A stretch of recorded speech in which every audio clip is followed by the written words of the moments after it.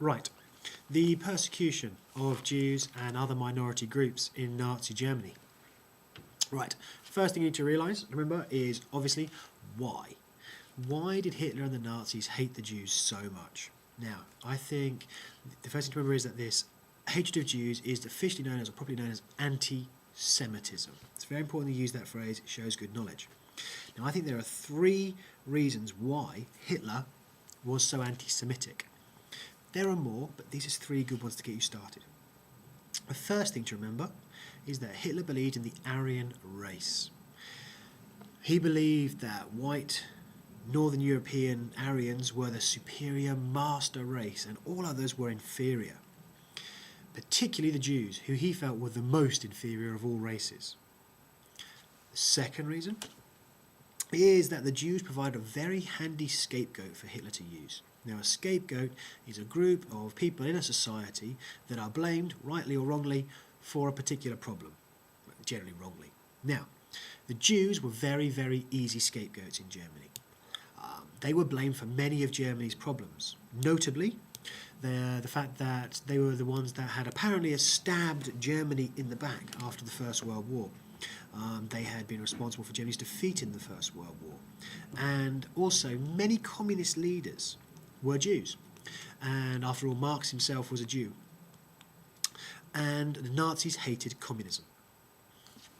The third reason is the political gains from anti-Semitism. It was very popular.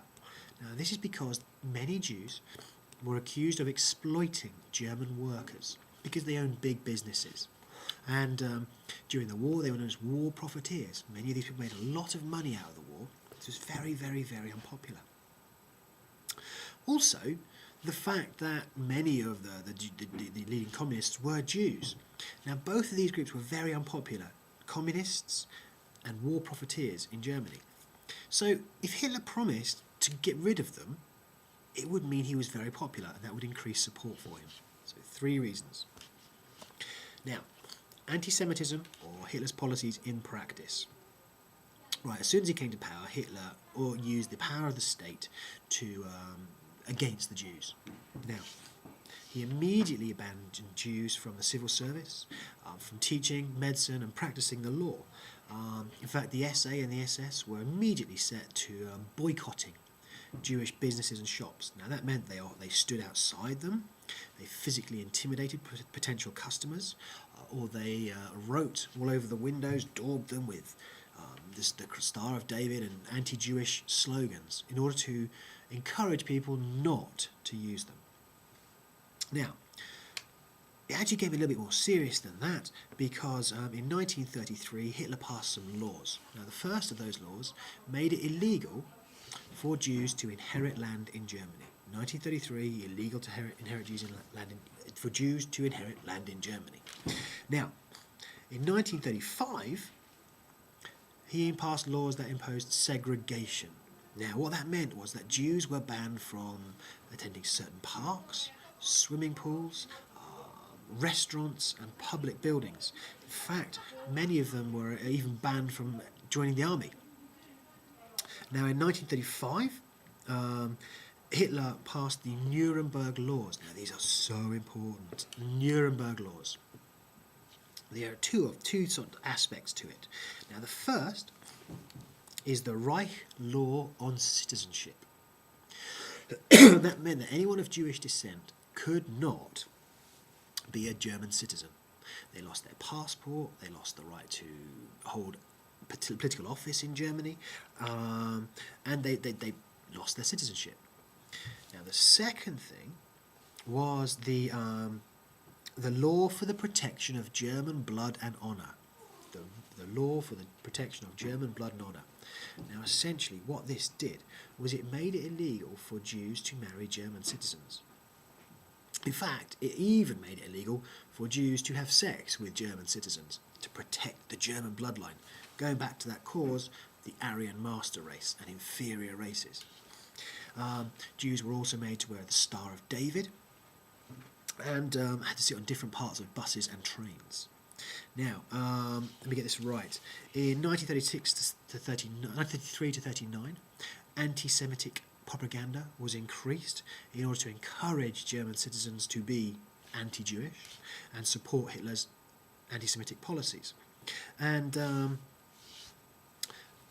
during this period as well, Jewish children were ridiculed and humiliated in their classes. They were often brought up to the front of the class and laughed at or pointed out character traits. Really, really quite nasty stuff.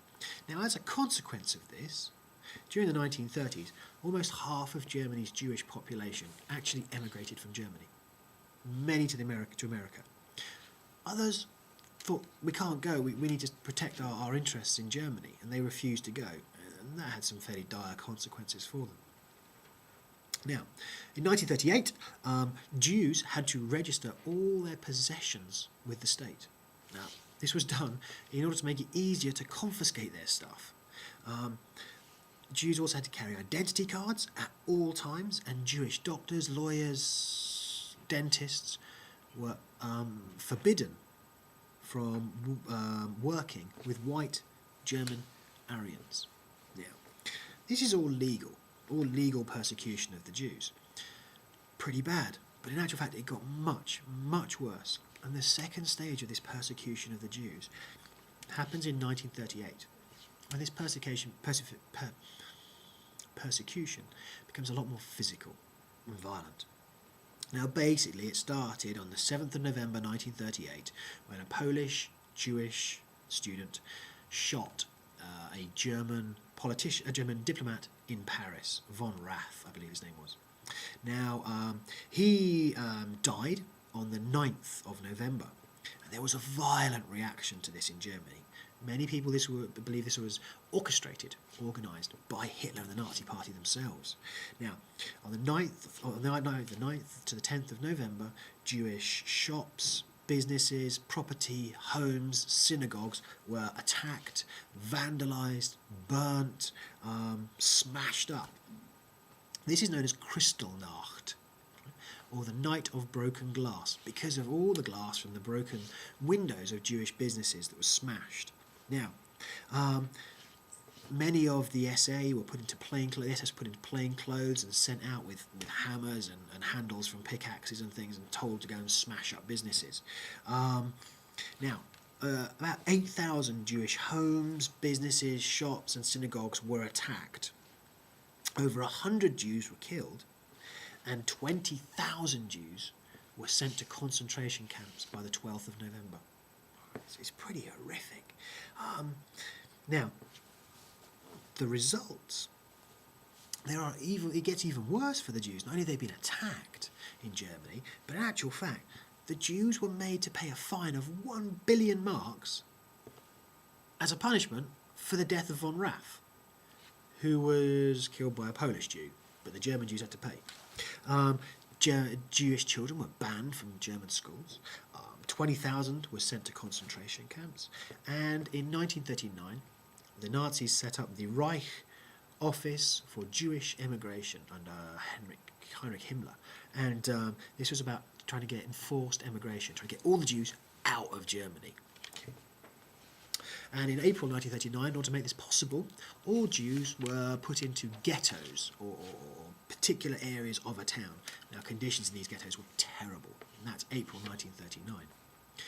However, it's not just the Jews that were persecuted. The Nazis often persecuted any group that they thought was subhuman or Untermenschen. Now, these included black people, gypsies. 85% of Germany's gypsy population were killed. Between 5,000 and 6,000 mentally disabled children and babies were killed by lethal injection. 72,000 mentally ill patients were killed between 1939 and 1941. Now, I know that's outside the dates of our course, but it shows the persecution of other groups. It's worth throwing in.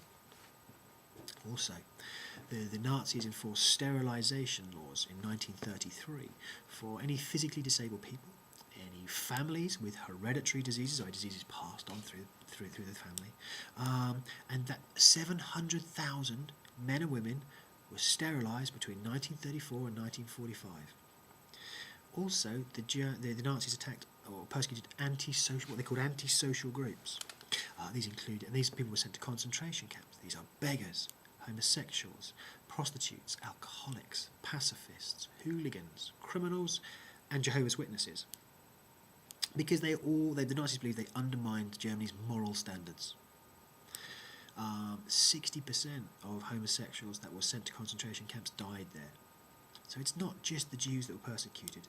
Make sure you're aware of the fact that it affects various sections of German society. Make sure you understand the causes and the various stages by which this persecution occurs. Particularly, make sure you know the Nuremberg laws. They're so fundamentally important. Okay, I hope that was useful.